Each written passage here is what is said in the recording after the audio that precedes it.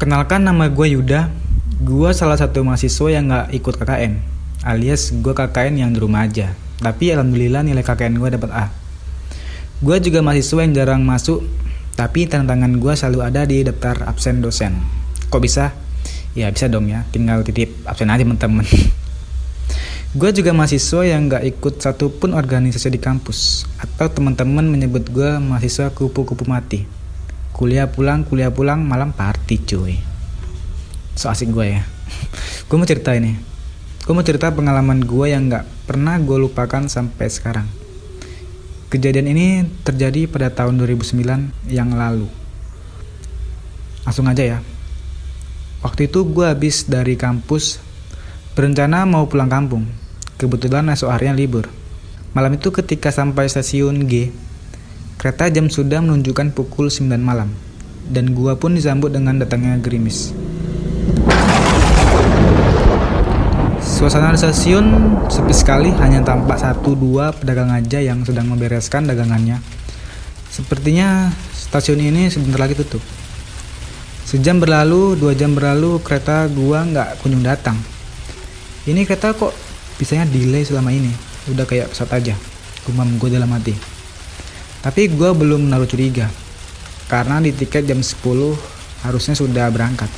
Entah gue yang datangnya kecepatan atau memang kereta yang telat. Entah sudah berapa habis batang rokok gue hisap sambil main game Spec Impact pada waktu itu di HP sayangan gue.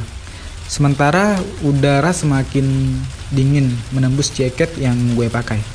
Gerimis pun tak kunjung berhenti.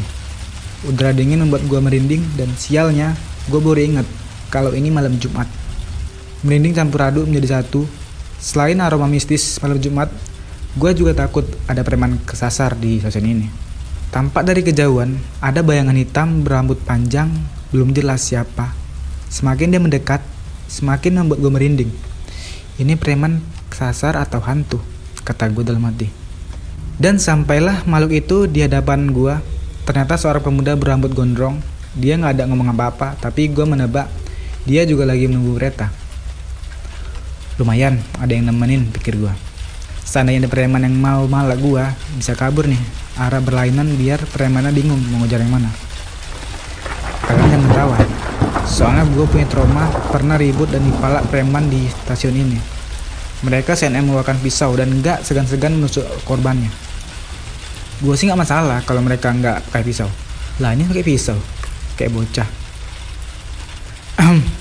Dari mana mau kemana mas? Sapa gue mencoba ramah. Anjir, sapaan gue gak dijawab. Dia cuma sok sibuk gitu, pura-pura ngeliat jam. Besar sombong. Tak lama kemudian, terlihat sebuah cahaya terang yang semakin lama semakin dekat ke arah kami. Yap, itu dia, kereta kami yang kami tunggu. Kereta pun perlahan-lahan melambat. Setelah berhenti lumayan lama, anehnya pintu kereta tidak segera terbuka. Gue pun sempat emosi. Mau nunggu apa lagi? Mau nunggu setan naik? Kata gue dalam hati sambil mengapalkan tangan. Tak berselang lama, pintu kereta pun terbuka.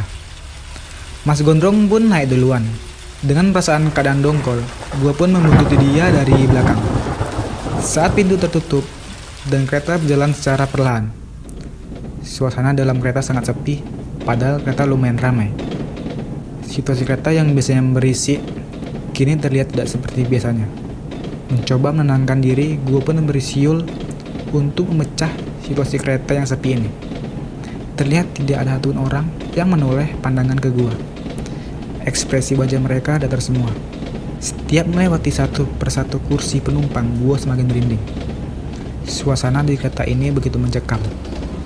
Gue mencoba berpikir positif, mungkin mereka semua kelelahan. Kemudian gue melihat ada 3 kursi kosong. Gue pun langsung duduk di kursi tersebut. Tidak berapa lama, ada ibu-ibu muda dengan anaknya yang kira-kira berumur 9 tahun duduk di sebelah gue tanpa permisi. Memang ya, zaman sekarang ibu-ibu muda gak sopan-sopannya. Kereta api pun sudah melaju dengan kencangnya, tapi perasaan gue tetap masih gak tenang. Mungkin sunyi naik kereta tengah malam sudah biasa, tapi yang sekarang ini terlalu sunyi. Tidak ada celoteh satu orang pun terdengar. Bahkan ibu-ibu muda sebelah gua pun gak bercakap-cakap dengan anaknya. Lagi-lagi suasana semakin mencekam. Di dalam kereta yang diguyur gerimis seharusnya membuat gua merasa dingin, tapi gue malah keringatan. Perasaan gue pun makin kacau ketika teringat pesan bapak gue dulu.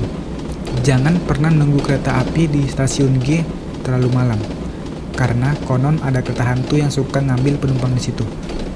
Kereta hantu? Iya, kereta hantu. Selinting kabar mengatakan ada penumpang naik kereta jurusan A dari stasiun tersebut hampir larut malam. Dia dibawa sampai kereta hantu itu ke dimensi lain dan sampai sekarang penumpang itu belum kembali.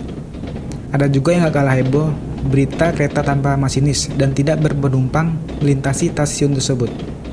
Percaya atau tidak, beberapa orang pernah melihat kereta berjalan sendiri.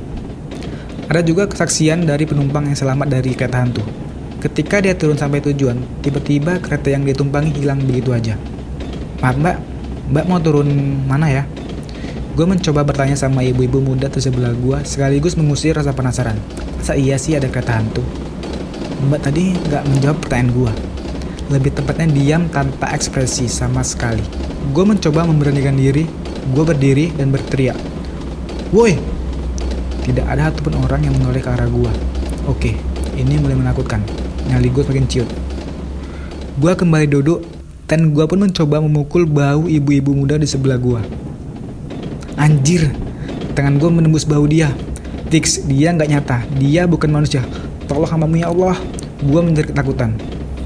Saking paniknya, gue mau teriak, "Pak, kiri pak, goblok, ini kan kereta bukan angkot." Sial, bener-bener sial. Masa sih gue terjebak di kereta hantu? Dari sekian banyak umat manusia, kenapa harus gue? Masa iya gue ke dimensi lain dan gak kembali lagi? Keluarga gue gimana?